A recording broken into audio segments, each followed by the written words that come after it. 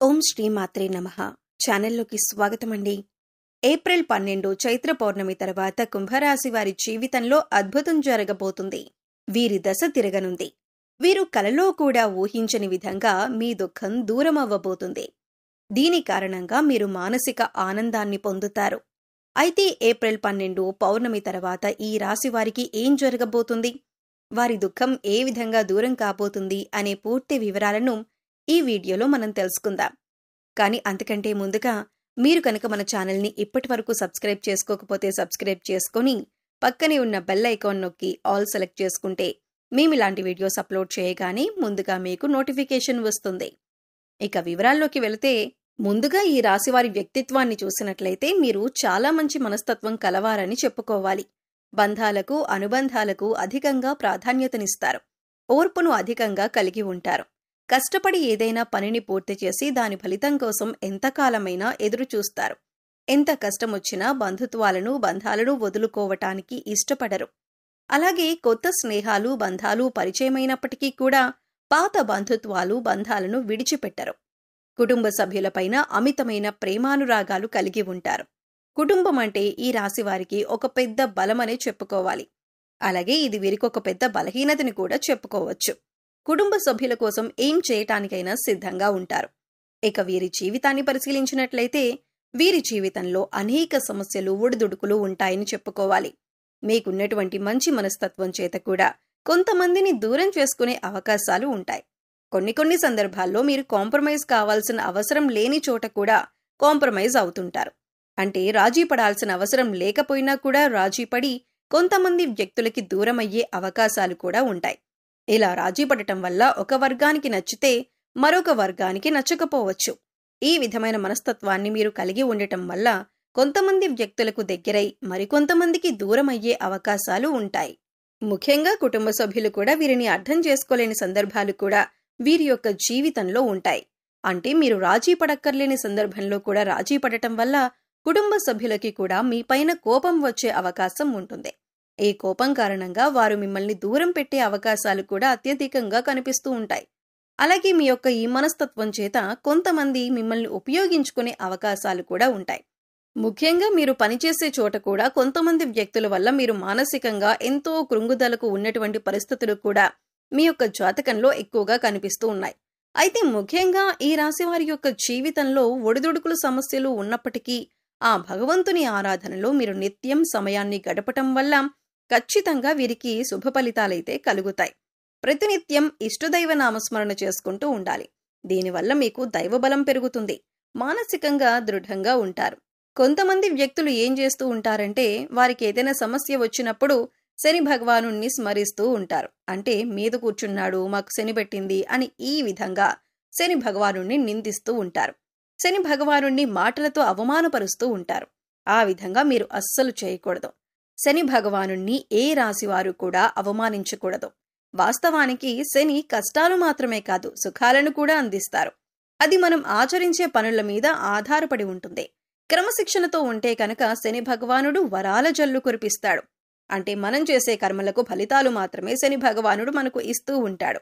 అయితే శని భగవానుడిని నిందిస్తూ అవమానిస్తూ ఉంటే సమస్యలు ఉత్పన్నమవుతూ ఉంటాయి. సమస్యలకి పరిష్కారాలు కూడా లభించవు. మీరు ఎప్పుడైతే శని భగవానుడిని స్తుతిస్తూ ఆరాధిస్తూ ఉంటారో ఖచ్చితంగా ఆ శని భగవానుడు ఆశీస్సులతో మీ జీవితంలో మీరు కోల్పోయిన వాటిని దక్కించుకుంటారు.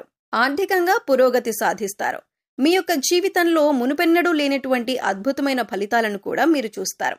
అయితే ముఖ్యంగా మీ యొక్క జీవితంలో దాన ధర్మాలు చేయటం వల్ల కూడా మీకు అపారమైన పుణ్యఫలం లభిస్తుంది. అంటే మీ యొక్క మనస్తత్వం ఇతరులకు సహాయం చేసే గుణమే కాబట్టి మీరు ఈ విధంగా దాన ధర్మాలు చేయటానికి ఏ మాత్రం వెనకడుగు వేయకుండా మీ శక్తి మేరకు, అంటే అప్పులు చేసి దానాలు చేయాల్సిన అవసరం లేదండి. మీకు ఉన్నంతలో మీ శక్తి మేరకు దానం చేస్తూ ఉండండి. ఈ విధంగా చేస్తే కనుక ఖచ్చితంగా ఆ పరమశివుడి అనుగ్రహం మీకు తోడుగా ఉంటుంది. ఆ శని భగవానుడు కూడా మిమ్మల్ని ఎంతగానో అనుగ్రహిస్తాడు. మీ జీవితంలో ఉన్నటువంటి ప్రతి సమస్యకు కూడా పరిష్కారాన్ని చూపిస్తాడు. అలాగే ఆలయానికి వెళ్లి నిత్యం మీరు శని భగవానుడి చుట్టూ ప్రదక్షిణలు చేసి నెయ్యితో దీపాన్ని వెలిగించండి. శనివారం రోజు ఈ విధంగా చేస్తూ ఉండండి. మీకు వీలైతే శని భగవానుడికి ఇష్టమైనటువంటి నల్లని వస్తువులు, నల్లని వస్త్రాలు పేదలకు దానంగా ఇవ్వండి. ఈ విధంగా చేయటం వల్ల కూడా అపారమైన పుణ్యఫలం మీకు దక్కుతుంది. ఇక ముఖ్యంగా విషయంలోకి వస్తే ఈ రాశి వారి యొక్క జాతకం ప్రకారం ఈ తేదీల్లో మీ దుఃఖమంతా దూరమయ్యే అవకాశాలు కనిపిస్తున్నాయి.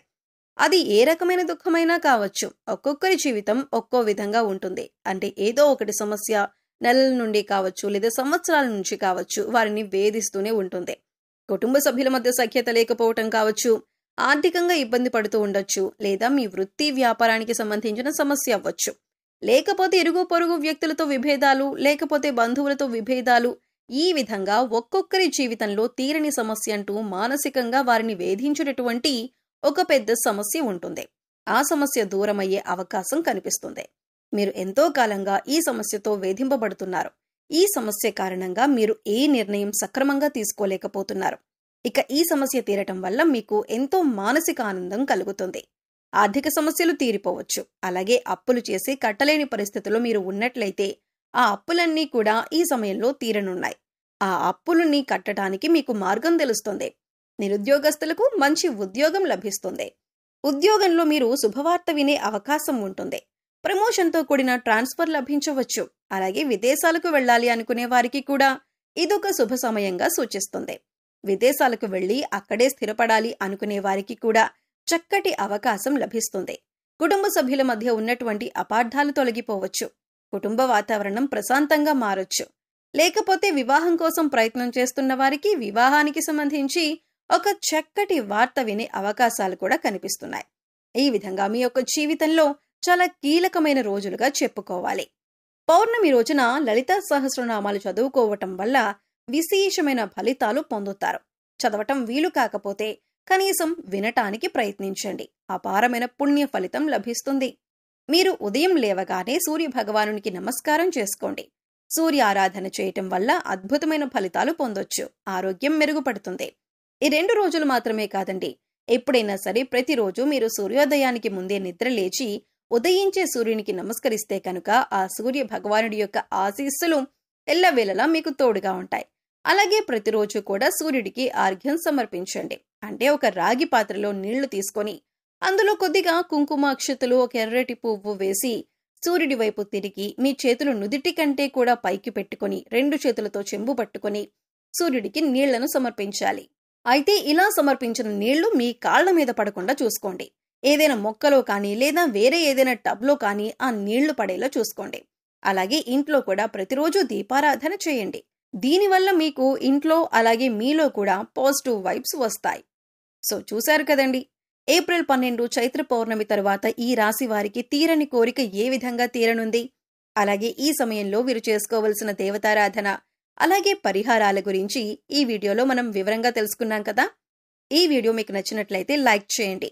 మీ ఫ్రెండ్స్ అండ్ ఫ్యామిలీ మెంబర్స్లో ఎవరైనా కుంభరాశి వారు ఉంటే వారితో ఈ వీడియోని షేర్ చేసుకోండి. అలాగే ఇప్పటి వరకు మన ఛానల్ని సబ్స్క్రైబ్ చేసుకోకపోతే కనుక సబ్స్క్రైబ్ చేసుకుని పక్కనే ఉన్న బెల్ ఐకాన్ నొక్కి ఆల్ సెలెక్ట్ చేసుకుంటే మేము ఇలాంటి వీడియోస్ అప్లోడ్ చేయగానే ముందుగా మీకు నోటిఫికేషన్ వస్తుంది. మరో చక్కటి వీడియోతో మళ్ళీ కలుద్దామండి. ఓం శ్రీ మాత్రే నమః.